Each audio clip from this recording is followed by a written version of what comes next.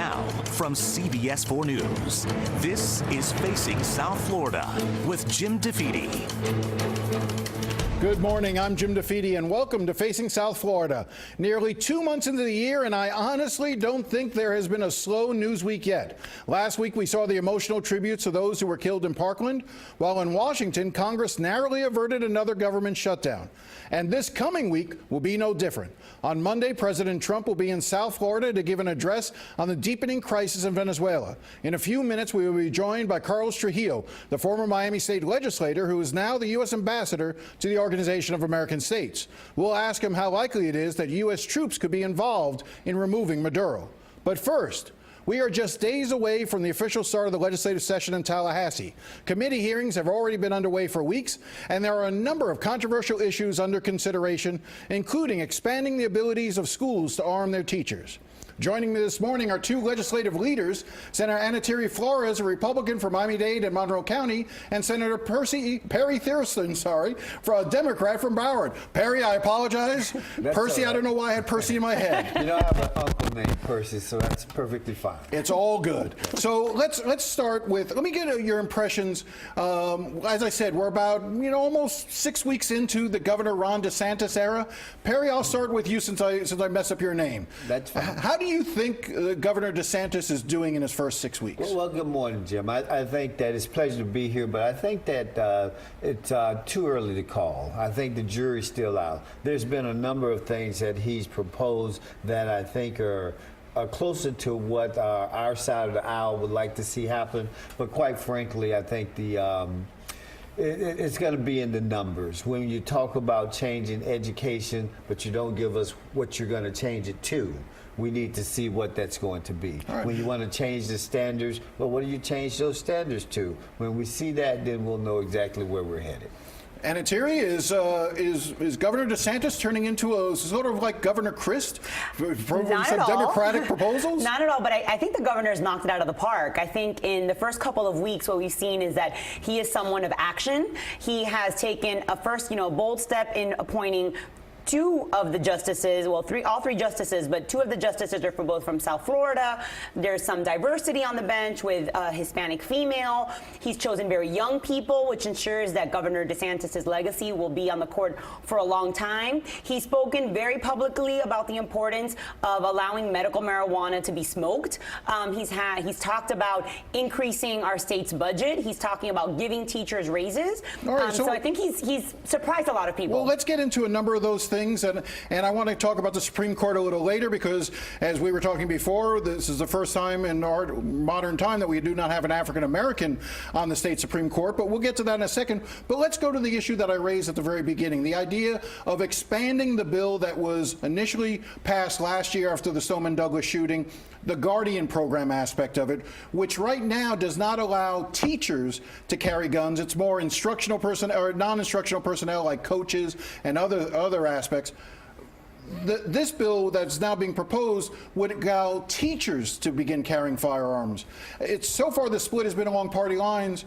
Senator Thurston, what's your view on this bill? Well, I think that it goes back to missed opportunities, Jim. When I talked about the governor's proceeding, well, he's got some mixed opportunities that we'll talk about with the JNC. However, when you look at the bill that we proposed last year, we didn't address anything about banning assault weapons. One of our number one issues was no teachers carrying guns. Well, the bill actually allowed for that before. Now it seems to be trying to mandate that. Clearly, in Broward County, there's not going to be any appetite for that whatsoever. Well, let me just push back on a little. The Marjorie Stoneman Douglas Commission that was formed, I know that a number of the members who went into that commission said they went into it believing that teachers should not be armed. By the time they were done hearing all the testimony, reviewing all the material, they came to the conclusion that, in fact, teachers should have that option to be armed. Shouldn't you be listening to the group that was appointed? You're absolutely right. But more importantly, I was listening to the students who came to Tallahassee last year. One of their number one issue was, we don't want our teachers armed. And the second issue was, we want a ban on assault weapons. So I have all due respect for the commission, and I want to look at everything that they propose, and we're going to take it serious in Tallahassee, those recommendations. However, The fact that they started out with saying hands off to banning assault weapons and went with the NRA's #1 proposal for so long, which is arming teachers, that leaves a sort of a somewhat of a stain on their recommendations in my eyesight. Is it a good idea to have guns in classrooms, though? You know, I'll tell you, look, speaking from a South Florida perspective and talking to teachers down here, there's still a lot of wariness, specifically in Miami-Dade County, to allowing teachers to be armed. I would like to see that the other parts of the Marjorie Stoneman Douglas bill, let's give it some time to see if those things work. I particularly feel that, you know, the common thread in all of these mass shootings is that you have someone who had some serious mental health issues. And so I truly believe that we need to look more into that. I'm personally a bit wary of allowing the teachers to be armed. This is an issue that will continue to be discussed certainly over the next couple of sessions. But I think one of the more persuasive points is that it was at the Marjorie Stoneman Douglas Commission did recommend this. And so we'll see how the debate works out. Right now, the bill passed the Senate Education Committee. You both serve on appropriations.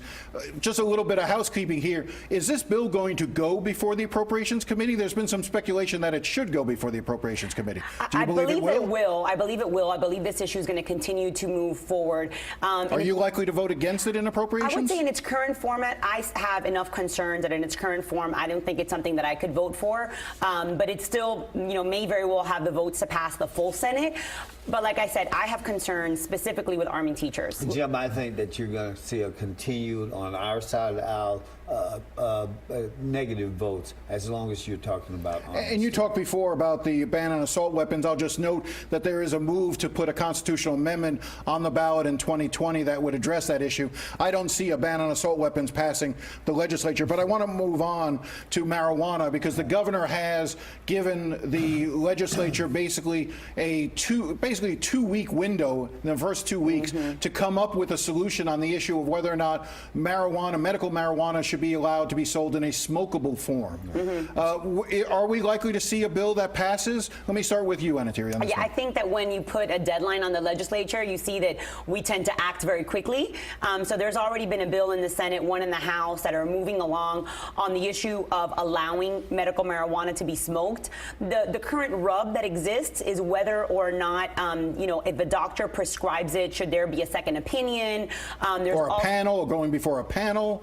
Right. So you know, making sure that if there will be medical marijuana, in what circumstances, limited circumstances, I think is what would be preferred. Also ensuring that children would not have the ability to smoke medical marijuana. We want to make sure that that would be a ban. But we are moving forward, and I think that we're going to meet that deadline. Jim, Senator Flores is correct. We do have to make sure that it's done in an appropriate fashion. But what I think you see when you see the, you mentioned a constitutional referendum, the people coming forth asking for a ban on assault weapons, asking for marijuana, asking for, now we're talking about Medicaid expansion. What we see is that the legislature are not following the will of the people. That's why you see more citizen initiatives. The things that are happening in Florida that we're doing by citizen initiatives, and we're having to come back and fine tune it, is because we're not doing it in the legislature. Well, let me just ask you this, a basic question. Do you believe the intent of the constitutional amendment that was passed in 2016 did allow for smokable marijuana? Yes or no? Yes, I think that Yes? that was the, well, I think that was the intention of the individuals who put forth the initiative. I will say this: I don't believe that that was what was in that. Those were the words that were encapsulated in that constitutional amendment. Which is why we're in the situation we're in now. We're in the situation. However, I do believe that it was the intent of the people who put it on the ballot, but that's not what the words of the constitutional amendment say. All right, I want to. You've talked a couple of times about. We talked about a constitutional amendment. One of the constitutional amendments that passed was Amendment 4, allowing for expansion of voting rights for felons. You know. Do you see that? Is this an issue that has to go before the legislature, or are we just going to enact it? In other words, there seems to be some concern among some advocates for Amendment 4 that the legislature could try to narrow the scope of Amendment 4 and put restrictions on that could defeat the purpose of it. Senator Thurston? Well, I think that goes back to my point, Jim. The people and the will of the people of Florida, the legislature had a history of trying to put forth bills that would see people have their rights reinstated.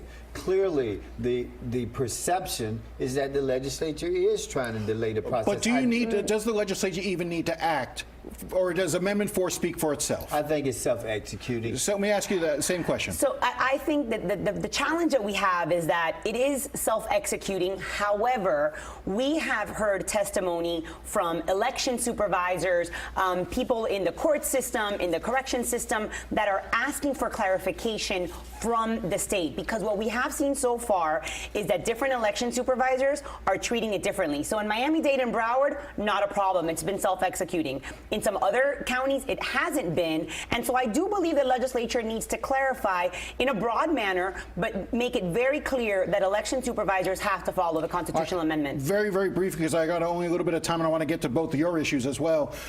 Is the legislature likely to pony up extra dollars for election security issues, or even to help local counties so that we don't see some of the problems that we saw in Palm Beach and Broward County and other parts of the state repeated again? I would certainly hope so. When you have governors coming down, removing constitutional officers, then let's do that what it takes to make sure that every vote counts. So yes, I would hope that we would. Are you likely to see it? Or I think that there will be some more funding, but let's just be clear that here in Miami-Dade County, the largest county, there were no problems. There were no issues with counting the votes, with making sure that all the deadlines are met. So there were, I would say, in Broward and Palm Beach, some personnel issues as well. And Miami-Dade, I'll note, is going to lose its ability to have an appointed professional election supervisor because of the constitutional amendment that now will require it to be elected in 2022. I want to turn to your bill that you were talking about. You've got a bill that's very interesting on cosmetic surgery centers, particularly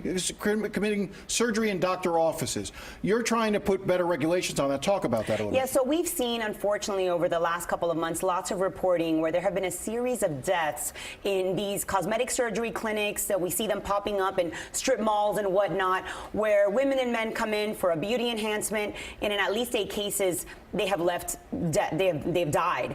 And so we're looking at a series of regulations to make sure that doesn't happen, because the last thing we need is a black eye on Florida. How many people have died? Issue. At least 8 people have died. It's hard actually to get a full reporting. Who regulates them? Is that the issue? Is it like who oversees them? So the challenge right now is that the Board of Medicine has a series of very stringent rules, and nobody is charged with enforcing them. So we're working with both the Agency for Healthcare Administration and the Department of Health to make sure that they are taking an active role in ensuring that the rules are passed, because some of these stories are absolutely horrifying. Has this been tried before and defeated by?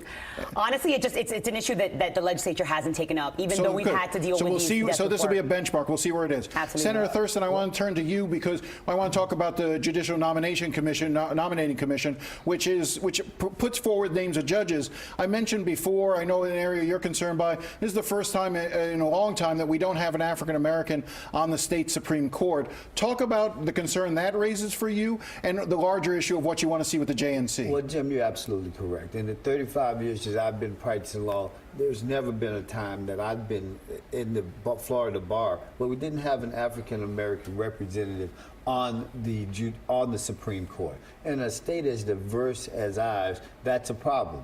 We need to have more Hispanics, more blacks. The bar should reflect the overall population of the state. Florida looks like America will look soon, so we need to lead in that respect. So you think that because there aren't adequate representation of African Americans, in particular on the JNC, the group that actually nominates the list of names, that's why you're not seeing more names coming forward? You don't put it on the governor, for instance, to have found it? Well, I absolutely put it on the governor. When I said missed opportunities, just because those certain names was given to this governor, he had the ability to expand that list and select or insist on other names being placed. However, Governor Rick Scott's use of the JNC process is why we find ourselves here today. The fact that we changed the process where the Florida bar did not have the opportunity to have their influence in terms of the selection is a problem. But it wasn't a problem when Jeb Bush was in office. It wasn't a problem when Charlie Crist was in office. The only governor that shaped it and made sure that he got only people that he wanted on the JNC was Governor Rick Scott. All right, we're going to have to end it here. If the legislature could get along as well as you two across the aisle, my guess is we'd be in a lot better off state. So I thank you very much for coming in. A lot of other issues we'll discuss as the session goes on. I would love to have you both come back. Well, there's so many issues, but anytime I'm with Cindy Flores, we're going to go. Oh, great. Thank you. Thank you. All right, up next, we look at the situation in Venezuela with Carlos Trujillo, the U.S. ambassador to the OAS, when we come back.